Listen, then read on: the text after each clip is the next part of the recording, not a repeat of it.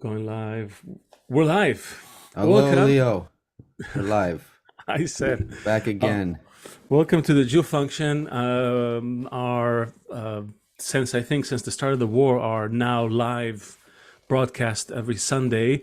In addition to a few other things we're doing on Thursdays, and we might go live on Thursdays as well. We'll see.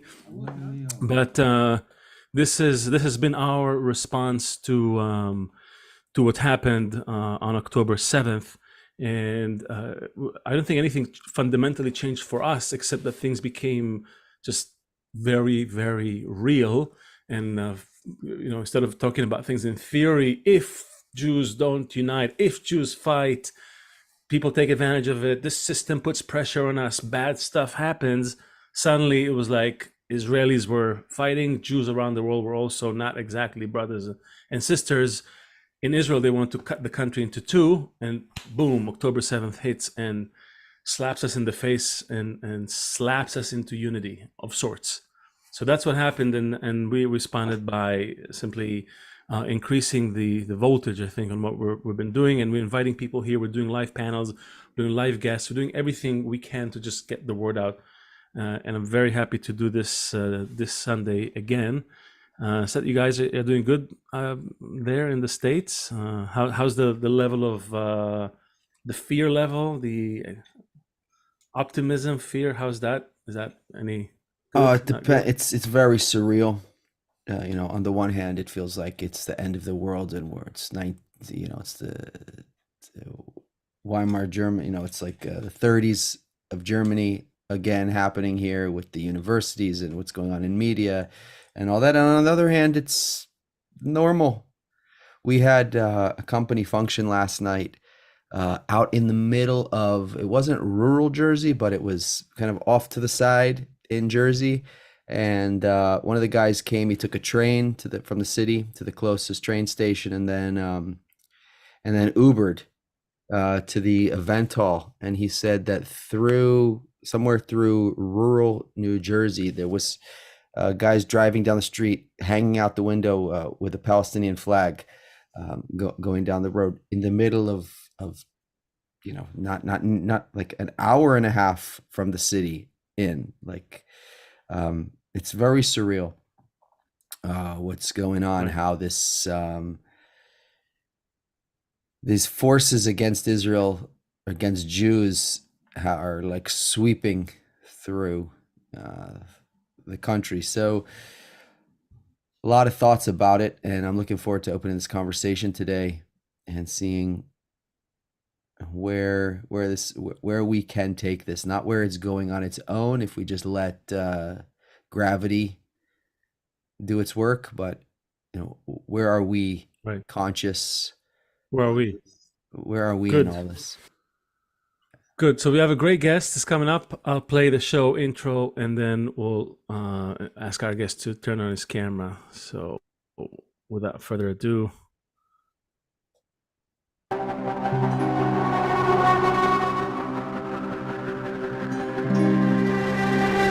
Dark on purpose.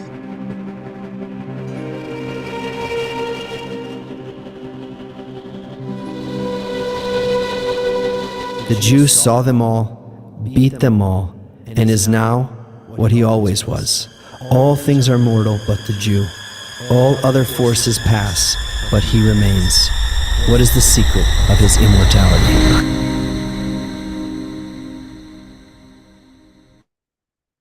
All right, Gary Wexler, please join us.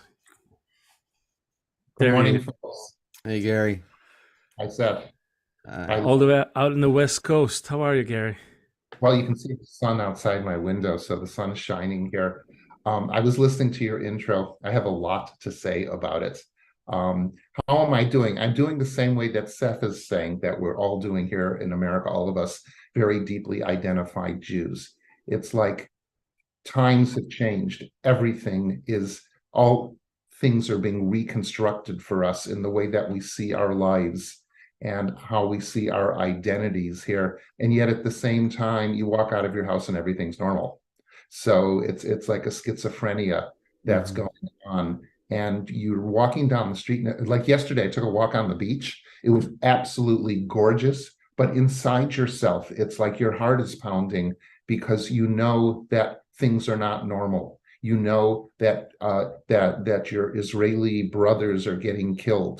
You know that something absolutely unprecedented, horrible in our lifetime has happened to the Jewish people and to Jews. And you keep thinking of the horrific descriptions of what went on and the maiming and torture and massacre that happened. And it's like it doesn't leave you for a second. Right, and just so everybody knows, Gary, I know I met Gary in over a decade ago in an event of the Israeli consulate. It was called Broadening the Conversation. Remember that? And Gary was one of different kinds of creative directors, marketing. Gary is sort of like a all-out creative genius, copywriter, marketer, award winner. I mean, he's done it all.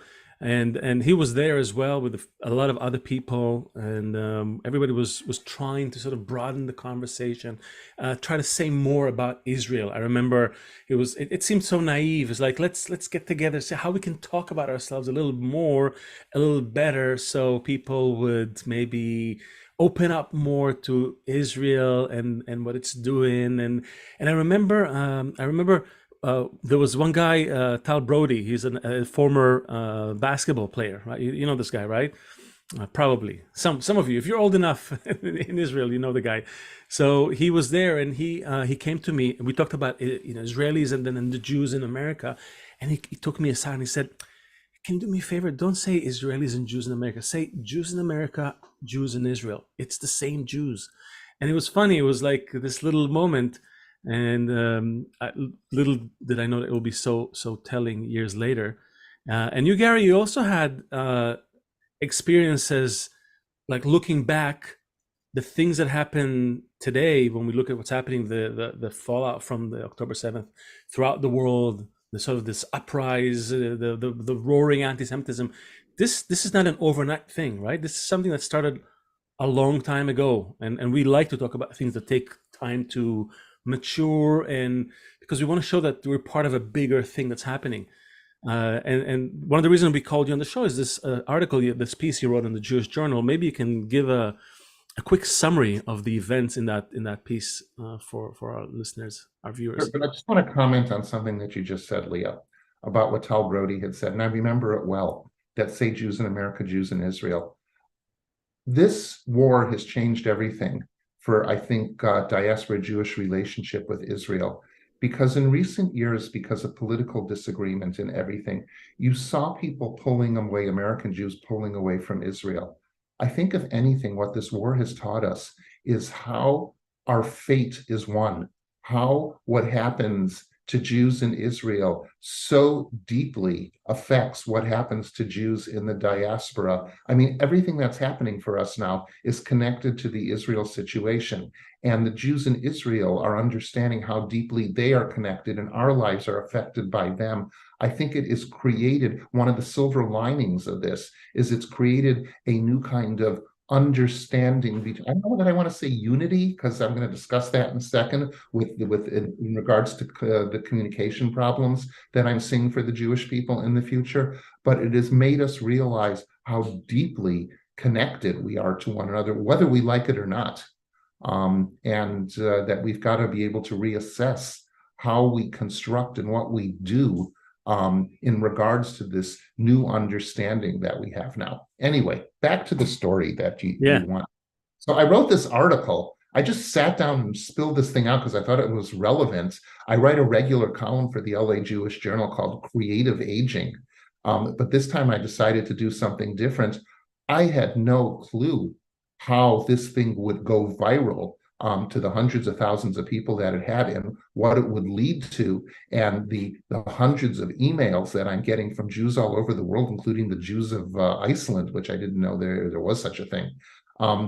Anyway, so about 25 years ago, I was hired by the Ford Foundation to help create a marketing institute in Israel for their grantees. And their grantees were both Jewish grantees and Arab grantees, all within the Green Line, all citizens of Israel. And so they put me in partnership with this wonderful woman, Deborah London, who was to become one of my closest friends in the world. And Deborah and I did this together. And so the first thing that we wanted to do was to go out and interview the organizations.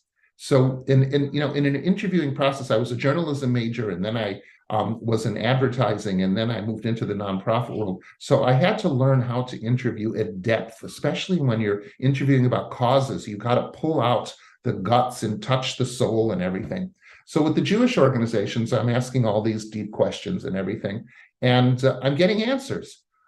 I go out to the Arab organizations and I start to ask deep, significant questions. And at a certain point, it's like, boom, full stop, like they slam on the brakes. And they all gave me the exact same answer. They said, when you get to Haifa, you will be interviewing an organization called TJF, an Arab civil rights organization. And the man who runs it is Amir Mahfouz, and he will give you the answer to this question. So the first time I got that, I thought, okay, fair enough. Second time, fair enough. Every single one of the Arab organizations, and there were about 15 of them, said the exact same thing to me. And I said to Deborah, who is Mahfouz and which cards is he holding here that his name comes up with all the answers? So we get to Haifa and we go to the offices of TJF, and this tall, skinny, bespectacled guy walks out, Amir Mahfouz, and he looks at me and he says, not even welcome, he says, so you are the Gary Wexler who keeps asking all the questions. And then he ticks off every single question I had asked and who I asked it to, like out of memory. And I thought, whoa. And he says, so let me give you some answers. He said, just like, he said, you went to Los Angeles City College where you were the editor of the student newspaper, he said, and you organized pro-Israel groups on campus and you wrote about them. He said, we will do the same on campuses throughout the world. We will be organizing groups better and bigger than anything you ever had. And I thought, oh God, well, how does this guy know this? Then he says to me, and just like you spent 5 summers on Kibbutz Ayelet HaShachar, working in the fields there, we will be bringing students from all over the world to work in our refugee camps and in our villages and in our cities. He said, bigger and better than you ever had. He said, and just like today, he said, you own this company called Passion Marketing, and you have all these Jewish organizations as clients, and you do all of this work for them and all this PR work and everything else. We will do the same, bigger and better than you ever have. He knew everything about me. It was really frightening. Then he leans in and he says to me, so what does Gary Wexler think about this? And very professionally, I said to him, nothing. I'm here on behalf of the Ford Foundation to gather information. He keeps asking it and asking me and leaning in, getting closer and closer and closer. And finally, we just got up and left. And the next day, he tells the Ford Foundation that I came in and spewed out all the Zionist propaganda and I shouldn't be working for them, which was totally not true. But the Ford person kept pushing me on this. And I said to him, look, Deborah was right there with me. You can ask her what actually happened. And so as the years went on, I began to see the plan that Amir Mahfouz laid out to me coming to life. And I kept thinking of him all the time when I started to see Apartheid Week on campus. And when I started to see all these pro-Palestinian organizations starting to organize, I kept thinking, whoa, this was planned. But then I started to see, like, when the, what was his name? The kid who was killed in Gaza during the second Intifada was killed, and it became world headlines. And then and they blamed the Israelis, but then it became evident that that wasn't sure that the Israelis had killed the kid, and Mohammed Dura. And I began to see the way the headlines went. I also saw Amir Mahfouz's plans. And then the Mavi Marmara, that Turkish ship that was coming with all of the, to give aid to Gaza, but it was really a pro-Palestinian thing, and the Israelis attacked it and it killed some people, and it became world headlines. And I thought, the Mavi Marmara was constructed for the press that it would get. And I saw how brilliant this was. And then as a copywriter, as a professor of communication, I understand my profession and I can see things in ways that other people don't see it in communication. I could start to see a similarity between strategies, between language, between promotion, and all these things that I said, there is a center for this where these ideas are being pumped out. This isn't just random, like the Jewish world, this is planned, this is working from a central place, this is coordinated, it's being coordinated all over the world. And I began to realize the power, and I actually said to the people, I said, I want to sit at the feet of these people and learn how they're doing this, because it is so brilliant.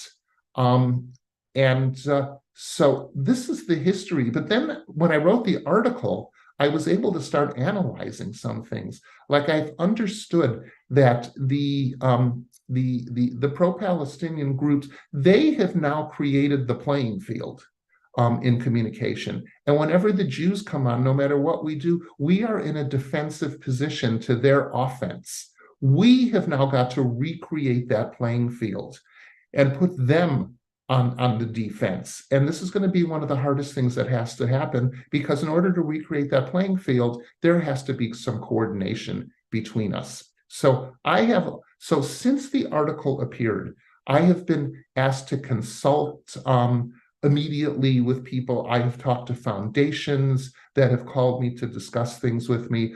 Jewish leaders in community have called me, and it has allowed me to really start crystallizing what I'm thinking and what has to happen.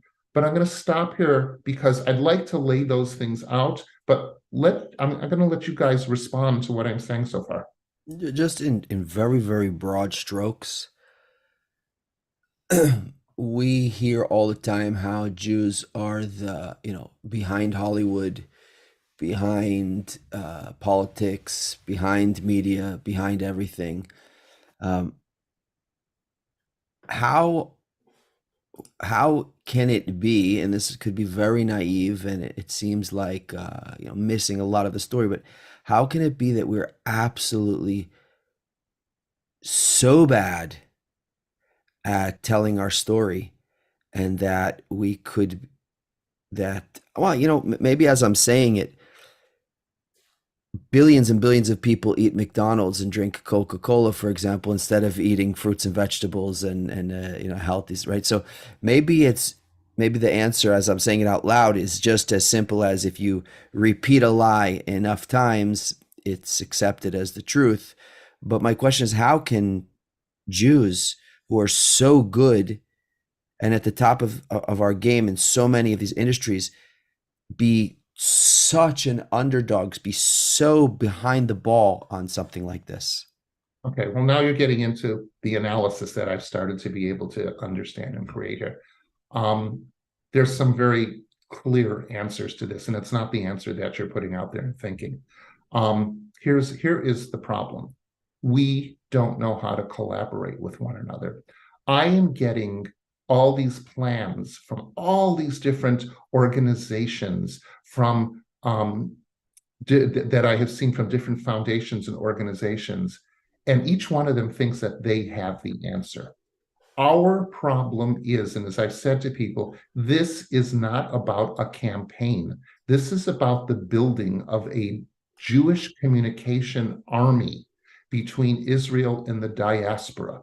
And in order to build an army, you have to collaborate, because this is typical marketing 101, okay? When you are marketing something, you are in a battle. You're in a battle against the competition, you're in a battle against apathy, you're in a battle against all these things. You have a hill that you want to take, that's your goal. You have strategies to take that hill. Your strategies are going to come from the land, you're going to come from the air, you're going to come from the sea. But those strategies don't come alive until you have the tactics underneath them, or the ideas. If you're coming from the land, you're coming in tanks, and you're coming with soldiers, and you're coming with infantry. If you're coming from the sea, you're coming with submarines, and you're coming with boats. And if you're coming from the air, you're coming with parachutes, and you're coming with planes, and you're coming with all these other things. Typically, what happens in the Jewish world is the paradigm gets reversed. Everybody's got an idea or a tactic. I have a campaign. I've got this, and they are not coordinated through the strategic thinking to reach the hill. But we have Gary, we have such a small group, and the other side is such a huge group. I mean, the numbers don't even compare. why is that side able to coordinate so easily? Is it because every Jew is a cook, and there's every Jew's a chief, and there's no Indians like that? So this is what I'm talking about when I say everything needs to be relooked at since October 7th, and we need to reconstruct. Look, you saw this in the Holocaust too, when you read the history. This Jewish Zionist group couldn't work together with that Zionist group, couldn't work together with this religious group, with this secular group, with these Bundists, with these this, with these that. We have the exact same problem again. This foundation has already told me that they won't work with the idea of that foundation. These groups have gone to others, have gone off on their own to create their plan, and they believe they're going to win. This group has created their plan. I had some immensely wealthy billionaire call me, and for 20 minutes he bombarded me saying, and I have created startups, and I am going to do this like a business, and I have the answer. And after 20 minutes, I said to him, did you call me to just tell me and chat at me, or did you call me to ask me for advice? And his wife was in the car, and she says, honey, I think you better listen to this. And I said to him, you just laid out a prescription for failure. And I said, your whole conversation was about I, rather than we. I said, as much knowledge as I have of communication, I can't do this alone. This is a collaborative effort, and we've got to learn how to collaborate across the board to build this army with all its branches. And we so far are proving ourselves unable to do this. So Gary, this is it's amazing because you're really coming at it from your experience, but it's exactly what we're trying to shine a light on.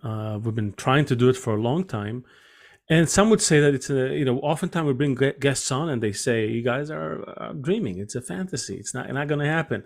You can't get Jews to agree, you can't get Jews to collaborate. But I don't think it's true. I think it's hard, but I think that when we do collaborate, when we do it, it's some of the amazing things come out. I mean, Israeli startups are known for their ability to, for a short period of time, do something together. Can they keep it up for a long time afterwards? That's always a question.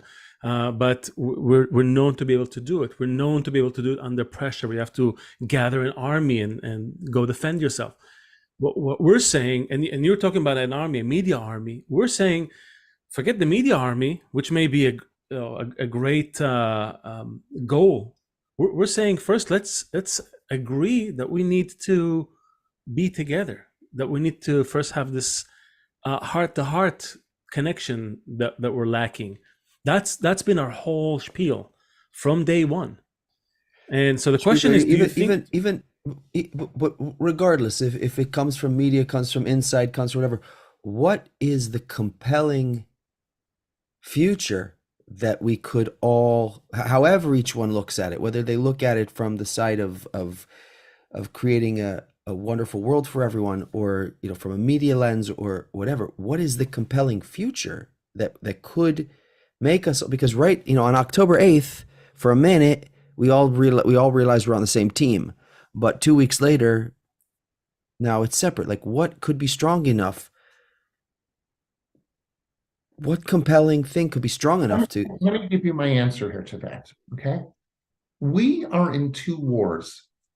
Israel is in the ground war that's happening in Gaza, and as of this morning, I'm reading that the generals think that the front is going to open up very wide on the northern border with Hezbollah as well. Okay, so there's this ground war, but then there's a parallel war, which is the communication war. Okay, and they have to go on together. Once Israel, God willing, wins these wars, the communication war is going to become our major war that we're going to be in, and it is a war. And just like there is unity on the ground for what has to happen, there must be unity for this other war too, because if we don't win the communication war, we are in as bad shape as if we lose the ground war. We're already seeing the difference here between what's going on in a new generation worldwide, everything. What is it going to mean for America, who's become Israel's only and best supporter really out there? when the Congress shifts to a new generation who is very, very against Israel and has been swayed by all of the communications of the other side. We have no choice. We are in a dire situation with the power of communication today. And realize we're in a communication world. This is a different world than has ever happened before because of technology, because of the internet. We have to gear up to win this war. We can only win this war collaboratively together. Let me give you the example. So we're on a battlefield. Remember I said to you the battlefield we have to take over? We can't possibly take over this battlefield if every single organization has its own idea and is crossing one another and not moving towards the hill. And they can't move towards the hill unless they're coordinated. The Jewish world needs to understand this, and I have a plan. We like plans. Yeah. Laid out. Okay. What are you waiting for? Plan. Okay. So recognizing this from all the look at, I have been pulled in by all these major organizations. Each one reveals their plan, and each one tells me that they're the ones who are going to solve this. And I'm saying to each of them, you're kidding yourselves. Your plan. You're saying, no, you need to listen to the Thejewfunction. They know what to do. It's not the plan. So I've got 500 people, some real leaders in the Jewish world who have reached out to me, some real good thinkers, real good media people, real good. And so they're asking me, so I have decided I'm going to create a Zoom. And first, it's just going to be with a few select people out of this. One, I want to hear people's ideas. People need to meet one another and know one another. But here is the real purpose of this Zoom that I've begun to understand. I want to be able, and then after the beginning, reach out to the 500 and have them reach out. I want to build a lobby, in a sense, of Jews who will lobby and demand as Amcha, as the Jewish people, from these foundations, from these organizations, that there be collaboration. This has never happened before. It's always the organizations and the foundations who lead. I want to build an Amcha army that presses upon all these organizations. And for the first time ever, they actually hear from the Jewish people saying, we demand collaboration between you. We demand coordination, and see if I can build this in this kind of way to put the pressure upon them coming from the people, and see if we can just grow and grow and grow this thing over the next couple of months quickly to be able to stand up and show something that we've never done before. Yeah, you see, I told you it was good to call Gary on. I told you guys. It sounds like the 12 tribes when they were traveling together, like these ones are going to handle the business, these ones are going to handle the army, these ones are going to handle the navigation. And it's like, it's like this now. You have all these different groups that each one has a specialty and each one thinks they know what to do. But as you're laying out, Gary, the power of this nation is when all of those parts come together into this collaborative, the sum is greater than, or the whole is greater than the sum of the parts. This is very inspiring to hear this. And yeah, well, you guys are going to help me. Yeah, well, yeah, of course. So hold on, before we get into the details, let's play a little bumper here. Okay, go ahead. And then we'll get the details. Okay, go ahead. Wait, am I talking? Okay, go ahead. All right, so the Thejewfunction. A lot of people ask, what is this, and who are we? Are we anti-Semitic? Are we self-hating Jews? I heard that also. We're like you. We're concerned citizens. We did our research, hours and hours and hours of research into historic patterns, into Jewish texts, and I mean a lot of Jewish texts, going all the way back to Abraham and other notable sages and Kabbalists, and all the way into the recent era. You'll be surprised how much amazing quotes exist about the need for Jews to unite. So that's why we're doing this podcast. Like us, hit the bell thing on the YouTube so you can get a notification when a new episode is up. Share it far and wide. Find something that you like. YouTube lets you cut clips. Share that clip with a loved one, with a Jewish friend, with a non-Jew who's like bothering you at work about something, and we're like, oh, that clip is exactly what I needed. Share it far and wide. Commenting is a great way to get a conversation going. And let's get back to our guest. All right. All right. Details. Okay, so details. So here's some. So remember I said to you at the beginning, because of having to do this consulting and talking, it has, and talking with other people, it has allowed me to really crystallize what has to happen here. So I'll tell you about one plan. The best plan I actually saw out of all of the American organizations coming at me, out of all the different people, came out of Israel, Tel Aviv University. There's a woman there who has been the deputy to all the presidents of the university, Orly Fromer. And when I did some work at Tel Aviv University, people used to say, well, she really runs the place. Anyway, Orly reached out to me. Orly created a plan, by far the best and most comprehensive plan that I have seen anywhere, understanding the need to create a communication army. An absolutely brilliant, broad-based plan. It made me begin to think as I started talking to Orly. I realized just like the ground war is in Israel, is rooted in Israel, the communication war has to be rooted coming out of Israel as well, because Israel is where this is all emanated from. And and also, Israel is the center of the Jewish people. So if the Jewish people are going to create a communication war, Israel is the place it's got to come out of. But of course, it's got to be a deep collaboration. And I'll get back to the silver lining in that in a second as well. And so my other idea is that we need to get some Israeli billionaires to come forward to start saying we're going to fund, and they're going to start inviting the Americans in with them.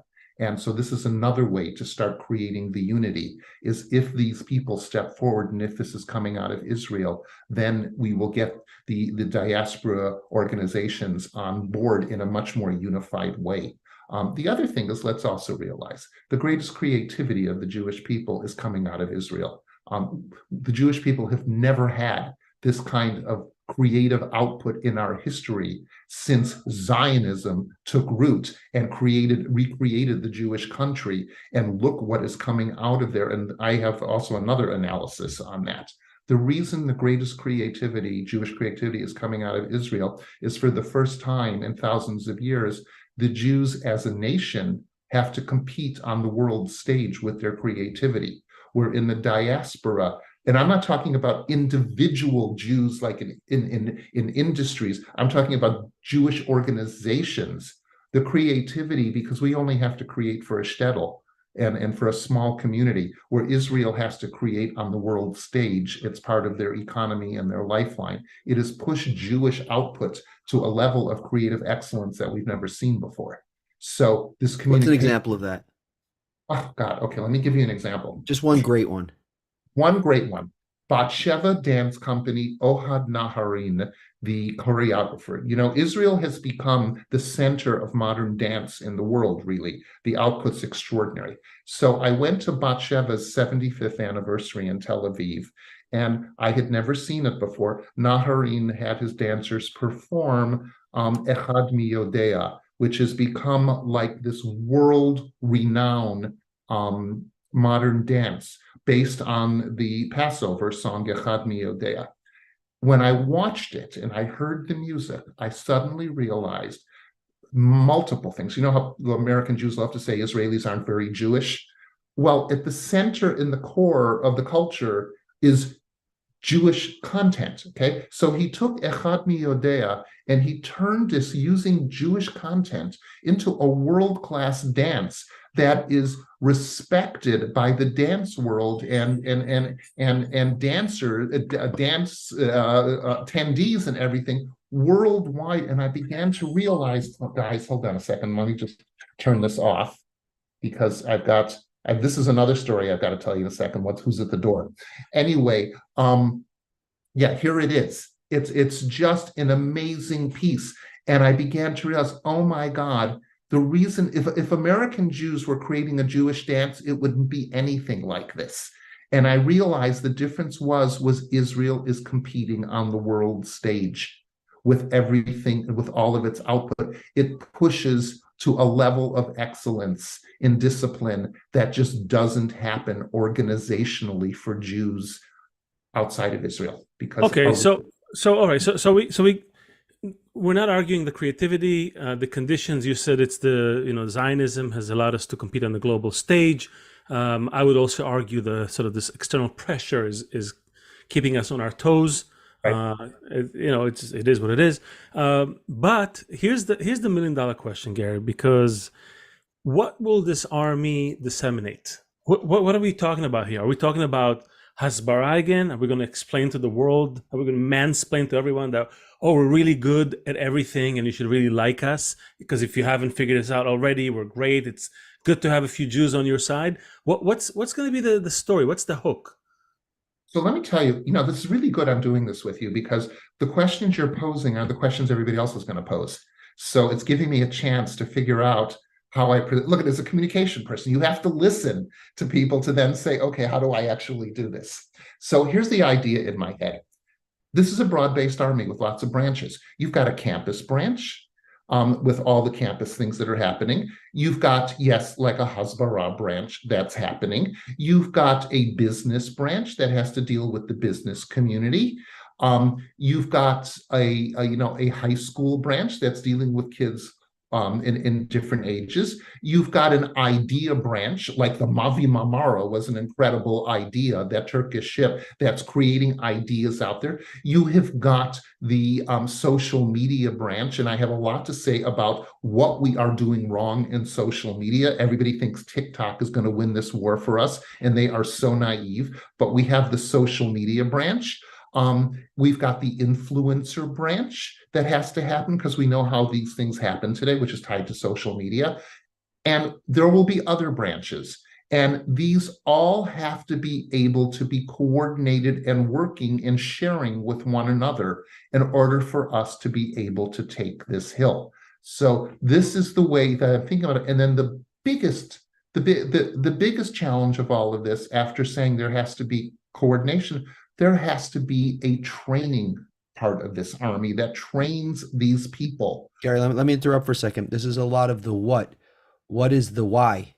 What is the what they're going to disseminate? So now you have all of these groups out there. What are they going to Structure is amazing. Structure is amazing. Training, we're with you. Like we're 100%. What's the ethos? What ties everything together? Look at, you're at this ideas, big ideas of engagement. This is the engine of communication today, and people flip that and do it wrong too.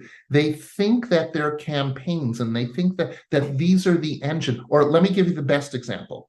Having taught university level master's program, my students would come in, they all knew social media far better than I did. They're digital natives. They live in this world. I'm an old guy. I don't live in this world. I cannot work these platforms and understand them in the way that they actually do.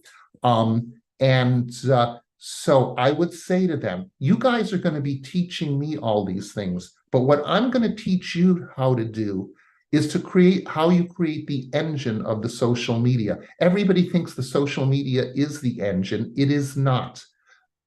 Because what they lose sight of is when they talk about social media, they'll tell you how many millions or thousands of eyeballs they have gotten on something, and they think that's the success.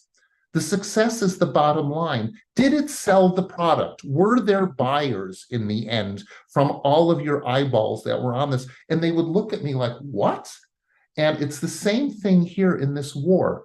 The objective is to take the hill and be able to recreate the playing field, to be able to convince people of the right of Israel to exist and to fight for itself and the Jewish people. That's your bottom line. Now, what is it actually going to be?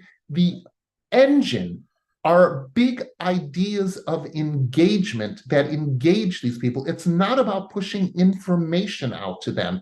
It's about engaging them, getting them into conversation, being able for them to change their opinions based on the engagement that sifts through them. Information is flat. Engagement in conversation is active. So I can't say to you at this point, these are the ideas. Gary, sorry, right. The guy who you met, what was his name?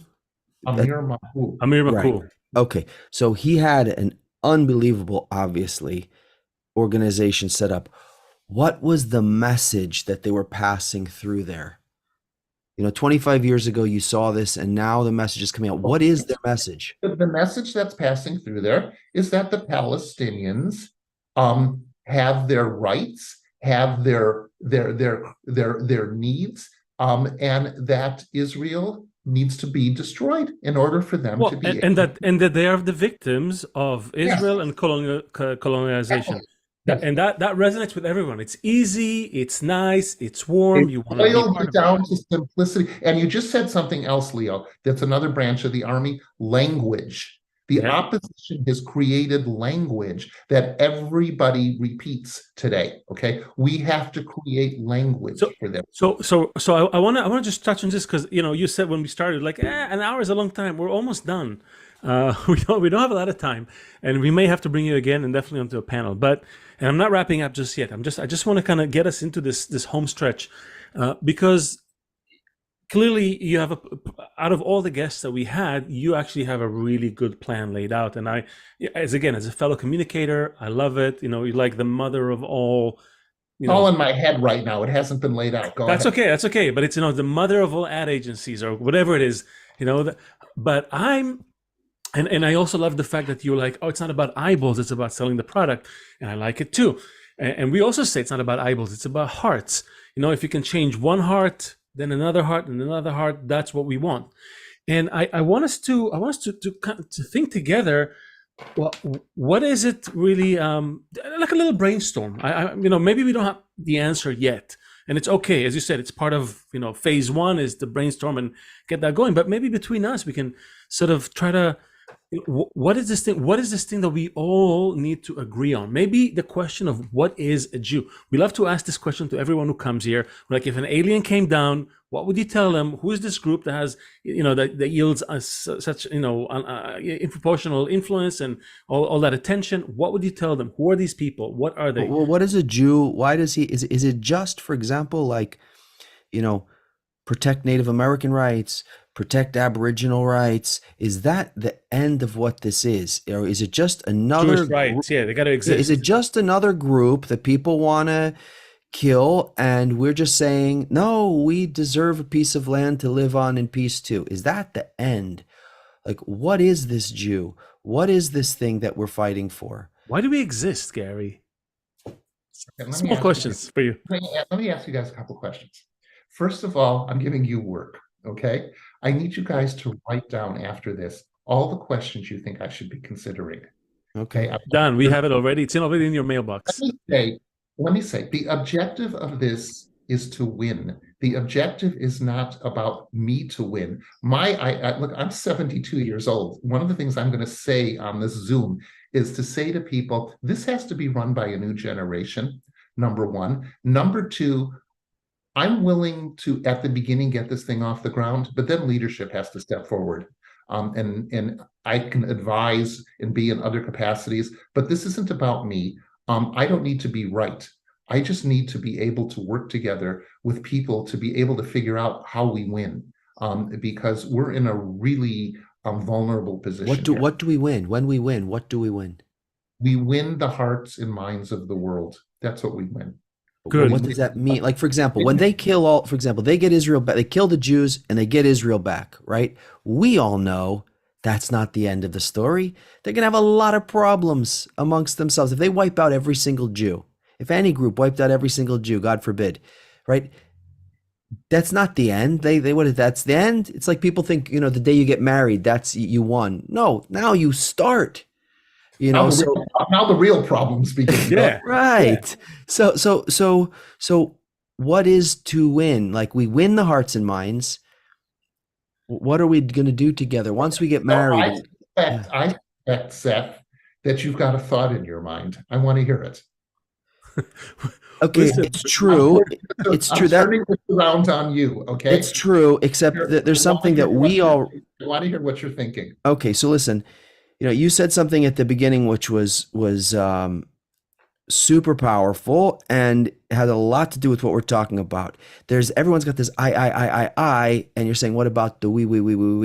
We think, Leo and I, based on network science, the books of the sages, data patterns that there is something going on here, but we also understand that coming out of our mouths, it lacks power. Is compelling or charismatic, it lacks power. But to connect all these other Jews onto it who come into it together, then there's something. So it just I can answer you, but just to answer, it's not enough.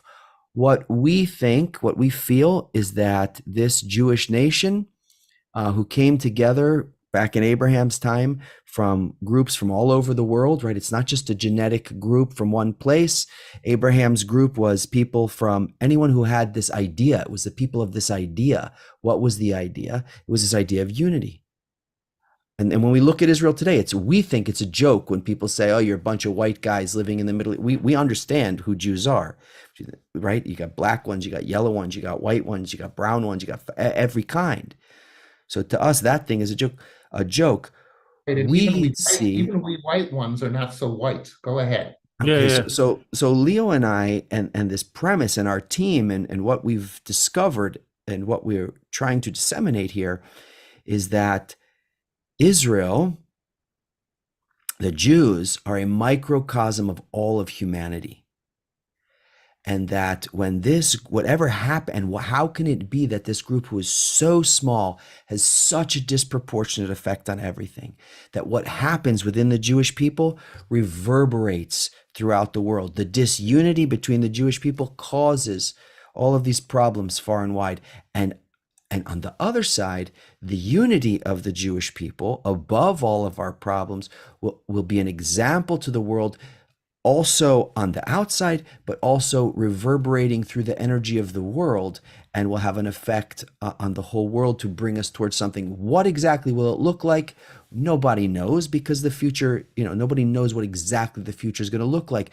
But it's something exciting. It's something beautiful. It's something where everyone's included. It's something where everybody from all the lungs, the heart, the liver, all the different parts of the body collaborate together in health. Something like that, Gary. So, if I understand correctly, you're talking about Nitzutse Kedusha, in the gathering of the holy sparks. Okay? Correct? Correct. Correct. Okay. So let me talk about something from a communication. I understand this well. And Leo and I had a little discussion about that. I also have studied Kabbalah, not to the extent that you folks probably have. And I understand the concept. From a communication perspective, this is a very deep, sensitive, and challenging piece of communication, because you're going to start sounding either very with a lot of hubris about the Jewish people, and at the same time, people are starting to say, "Oh my God, these are a bunch of spiritual wackos going on." So how this is communicated to people has to be done very, very strategically and carefully, so that you don't lose credibility. Can we lose more credibility than we have now? Can people hate us more than they hate us now? We're pretty much at the bottom of our credibility. I'm talking not about us. I'm talking about you guys. Okay? Listen, look. First of all, it's nice of you. You're one of the first ones to take a genuine interest in our well-being and our credibility. That's great. He was always a good fan. I'll tell you, the thing I'm concerned about, Gary, is that it's like extreme times call for extreme measures, and I'm you said, oh, I'm 72, there's no time. I'm really concerned that there really isn't a lot of time, that there's this convergence that's happening, and it's forcing us to do something. It's not like you said, well, we'll finish this war and then the Lebanon war, and then we need communication. I don't know that it's so easy that we're talking about something like bam, bam, and now let's go back to running the media show. I want to add something to this. That I think you're onto here. So 10, 12 years ago, now this was when we had the recession in 2008, and people looked at it from an economic perspective. And I said to people, this is a lot deeper. I said, this is based, on technology technology, globalization, all these things that are happening has thrown our world up in a way that has never happened in years. And everything is going to start reconstructing and reforming in very different ways. And we have to understand what's going on here. This is beyond the tangible. This is going into the intangible that we're not understanding and seeing. And I think today is still a result of that. The world hasn't settled down and reformed because it's like the rug on which we operated was pulled out from under us. And now AI is another evidence of that, of how it is throwing the constructs of our world up and around to reform. And it's like, is this 25 years? Is this 50 years, 100 years, 49 years? Who knows what this is? But, 5, but there is a reforming going on that we have to understand that, just like, when you talk about spirituality, you don't see these things clearly. They're not material things. This is something going on else in the world. Feel them. You can feel them, and the more sensitive you become, the more you feel them. And we see young kids, they can feel those things. Little by little, we sort of dull their senses. But if you raise a generation on that, you have it. What we're saying, Gary, is it's clear that things are not going back to the way they were. Not since 2008, not since 95. It's only moving in one direction. And right now, people are clutching at what's left of their old world and trying to sort of make it work. It's not working. This is what the Jewish organizations are doing right now, who are looking at all of this communication stuff. They're using old world constructs. Absolutely, everybody. And that's what you hear also. Yeah, I'm sorry. That's what you hear also in Israel, also in relation to security and all that. We thought we're moving. No, you're not moving in any direction that you had thought of. This gets back to when you're saying, well, what's the message? What are the ideas? I don't know. Everything is being reconstructed right now. We have got to and this is where we excel. We as Jews have to put together a brain trust of communication people who can start to think this through. Doing what one of the foundations has done, which is dumped $60 million into a New York ad agency, as if Leo, and I know this story well, as if they're going to come up with the solution because they know how to sell cars and computers, that they're going to understand exactly what you're talking about here, the depth and the intangible of this. They don't know how to do that. And it's just going to fail. No, nobody knows. I want you... Gary, I put a quote in the chat. We like to often ask our guests to read a quote, and this is a quote from Baal HaSulam, which I mentioned to you. And he was an amazing mind that I hope people will eventually come to know. But even if they don't, it's fine. His words really have this resonance to them, and so maybe you can read that, and it'd be an interesting thing. We can sort of from that sort of come to a close, because obviously we can't solve it. This is just the beginning, as you said, and we're into that. But maybe read the quote, and then we'll sort of do a round of... Right, so that your readers aren't bored to death, read it out loud so that they can hear it, and then we'll talk about it. Yes. You read it. You read it. Okay. I hereby propose to the house of Israel to say to our troubles, enough, and at the very least, make a human calculation regarding these adventures that they have inflicted us time and time again here in our country, as we have no hope of clutching at the ground as a nation. As long as we do not raise our goal above the corporeal life, we will have no corporeal revival, because the spiritual and the corporeal in us cannot dwell in one basket, for we are the children of the idea. Whew. Okay. So we really want to leave on this high note that we have something, and you could say hubris, schmubris, that's fine. It's not hubris for one simple reason, that this idea is going to serve all of humanity. We are here to serve humanity because we are made up of representatives of all of humanity. That's how we got to be a nation, right? In Babylon, people came from all the tribes, all the clans, and they kind of followed an ideal of Abraham. And that's what grew to be that nation. And even today, we're just like made up of everyone, because we really are, this small element that can... I want to tell you why I believe we're the people of the idea, okay? We're the people of the Old Testament. Now, if you want to look at the Torah and say it's a history, it's this, if more than anything, it's a book of ideas, of Jewish ideas that are in there. And where I learned this was doing some work with a man, Yoram Chazoni, who had created the Shalem Center. Not always my political agreement favorite, but Yoram was the one who explained to me and really convinced me that the Torah is a book of Jewish ideas for the world.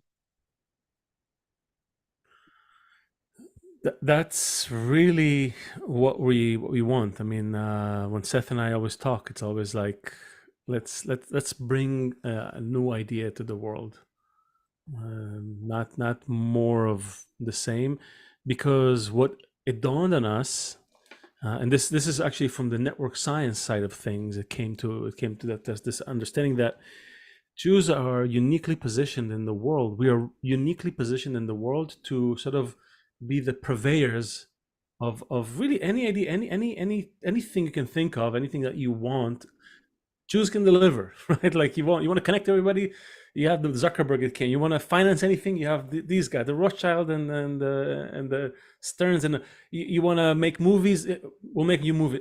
Whatever human fantasy exists, we will bring that to life. Even it's in our culture and it's in our DNA. Exactly. It's from nature. We're designed to that. But what we share with one another. But nature, for the last 20, 30 years, as a whole, the system as a whole is starting to push everyone to, even subconsciously, demand something else. No longer these egoistic fulfillments are enough. Nature is demanding a collaboration, a network. Just like our virtual networks, nature wants a human network, a real human network. And if we don't provide that, that pressure is going to just keep growing. That's the idea and the ideal that I feel like we need to bring to the table to everyone. That's my feeling. I don't know. I want to say one last thing before we end when you talk about ideas, okay? Being in an idea profession, I said this to somebody years ago, something I felt and never understood. I said, you can have idea conversations in America, and it's very exciting, and there's a sense and a rhythm to it and everything. I said, but when you sit in Israel and you have an idea conversation, you feel like everything is vibrating. And it's like you can feel like the heavens and the earth are connecting to one another. I said, you have these discussions and sit in a place in Israel having them. It's completely different than having them in America. And I don't, and you can't, people think you're crazy, but it's like you feel it. It's like the air is saturated with this idea possibility that's going on. If you look at the recreation of the Hebrew language, the recreation of the Jewish people, the recreation of our country and everything else, these are all based on ideas. The spark of something that is beyond time. It's not dependent on the 60s or the 70s or the 40s or the 30s or any time. There's something eternal here. There's something like gravity. There's some natural force in all this. And like you said, in Israel, we feel where heaven touches the earth. So all of these incredible people, incredibly successful people in every endeavor, in every business, and in every country, now we need to bring them together. Not any one person, I knows how it's going to be, but somehow by bringing all of these tribes together, we will allow that force from heaven, so to speak, using this language, will be a light to the nations, what we're supposed to be, by holding hands together like at Sinai. That was the condition for receiving the Torah, that unity, that we are always one man with one heart. And Gary, thank God we finally got somebody who comes on here and says we need to all come together and collaborate. Everyone, all the different people. No one person has the answer. So please include us in these. We're going to send you. You guys are going to help me. Okay, we're going to send you this email with these questions that you asked, and we hope that you include us as you bring these people together. And we really expect, like you said with AI, that how things are speeding up exponentially. We really expect that within our lifetime we're going to see a huge change for the good. We're not interested in repeating the same crap that's gone on throughout our, over and over again. We want to not be those stiff-necked people anymore. And it's a huge pleasure and honor to speak to you today. So thanks for joining us, Leo. Thank you, brother. All right. Thank you, Gary. We are the Thejewfunction. Like, share, subscribe. Be with us. We're going to be here next Sunday as well, live until the whole Jewish world hears, and then the rest of the world. So until then, take care. Gary, be well. We're going to stay in touch, of course. And have a great united day, everyone. Thank you. Bye, guys. Bye.